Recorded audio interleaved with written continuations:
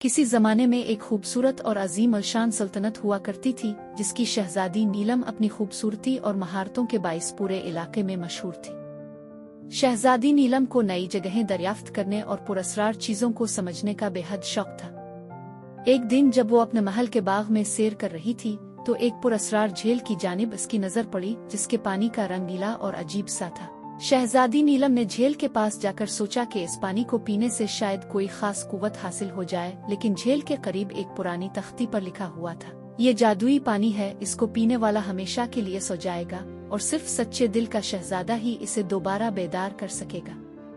शहजादी ने तख्ती की तंबी को नजरअंदाज करते हुए पानी को पीने का फैसला किया। जैसे ही इसने पानी की एक घूंट पी, इसकी आंखें बंद हो गईं और वो जमीन पर गिर गई।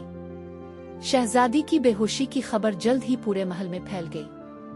तबीब, हकीम और जादूगर सब इसको होश में लाने की कोशिश करते रहे, मगर कोई भी कामयाब ना हो सका। सालों साल गुजर गए, लेकिन शहजादी नीलम यूं ही सोई रही। एक दिन कई सौ साल बाद एक बहादुर शहजादा आर्यन अपनी मुहिम जोई के दौरान इस सल्तनत में पहुंचा।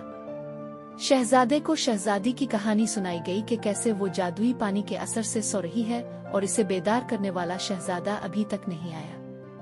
शहजादा आर्यन ने दिल में इरादा किया कि वो शहजादी को होश में लाकर रहेगा। शहजादा आर्यन ने शहजादी के पास जाकर इसे गौर से देखा और समझा कि इसको बेदार करने का तरीका आसान नहीं होगा। लेकिन आर्यन ने हिम्मत नहीं हारी और झील के पानी का राज जानने के लिए सफर शुरू कर दिया। झील के करीब एक पुरानी किताब दफन थी, जिसमें तहरीर था कि सिर्फ वही शहजादा शहजादी को बेदार कर सकता है जिसका दिल खालिस और नियत पाक हो।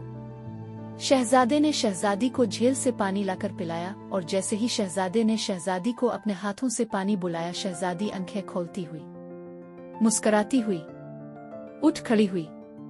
शहजादी ने होश में आते ही देखा कि इसके सामने एक शहजादा खड़ा है जो इसे बेदार करने में कामयाब हो गया है। शहजादा आर्यन की सच्चाई और खुलूस ने जादुई पानी के असर को तोड़ दिया था। दोनों ने खुशी से एक दूसरे का शुक्रिया अदा किया और अपनी जिंदगी के नए सफर का आगाज किया। इस वाकये के बाद शहजादी नीलम ने कभी जादुई चीजों के पीछे भागने की कोशिश न की और अपनी सल्तनत की हिफाजत और फलाह व बहबूद के कामों में मसरूफ हो गई।